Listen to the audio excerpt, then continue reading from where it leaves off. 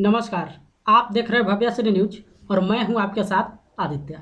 जैसा कि आपको मालूम है कि 12 जून को फिल्म गुलाबो सिताबो को ओटीटी प्लेटफॉर्म पे रिलीज किया गया है, यानी कि अमेजन प्राइम पे इस पिक्चर को कल रिलीज किया गया था। इस वीडियो में हम आपको बताने वाले हैं कि इस फिल्म का अर्निंग कितना हुआ है।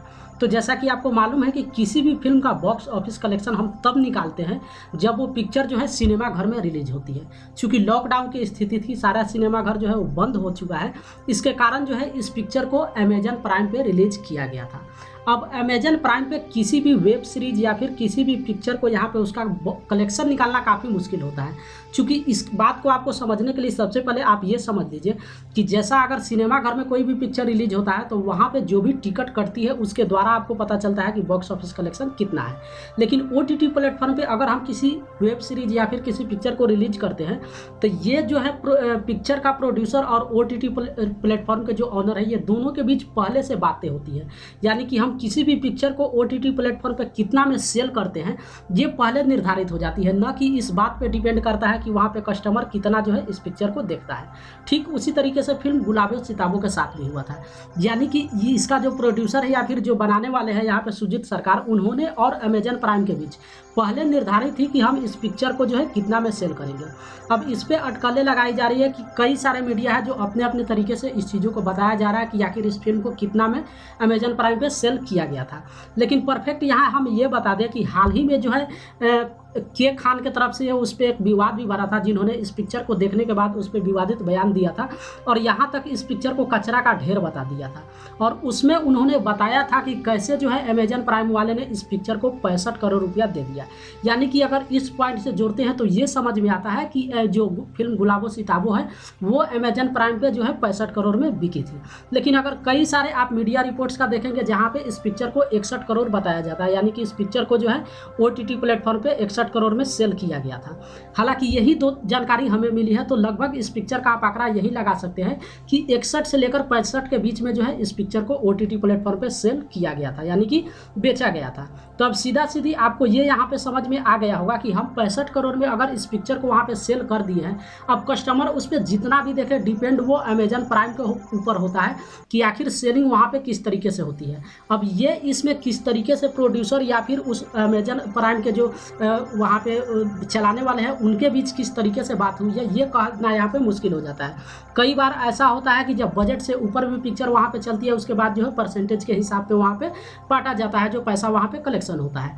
तो जो मेन कलेक्शन है वो 65 करोड़ में यहाँ पे गुलाबो सिताबो को सेल किया गया था अमेजन प्राइम पे। और उसके बाद जो है कलेक्शन आप यही ले सकते हैं कि उस फिल्म का कलेक्शन यही है, बाकी वहाँ पे कोई ये नहीं है। चूँकि अगर आप अमेजन प्राइम यूज करते होंगे या फिर कोई भी ओटीटी प्लेटफॉर्म आप कोई भी यूज कीजिए तो वहाँ पे किस तरीके से वो चलता है सबसे पहले आप ये समझ लीजिए। अगर हम अमेजन प्राइम के कस्टमर हैं तो हमको मंथली वहाँ पे चार्ज पे करना होता है, न कि हम कोई पिक्चर वहाँ पे देखेंगे तो उस पिक्चर को हमें परचेज करना होता है, ऐसा नहीं होता है।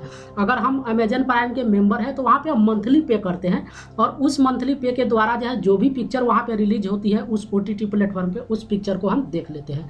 तो ठीक इसी तरीके से अमेजन प्राइम के जितने भी मेंबर होंगे वो उस पिक्चर को देखे होंगे।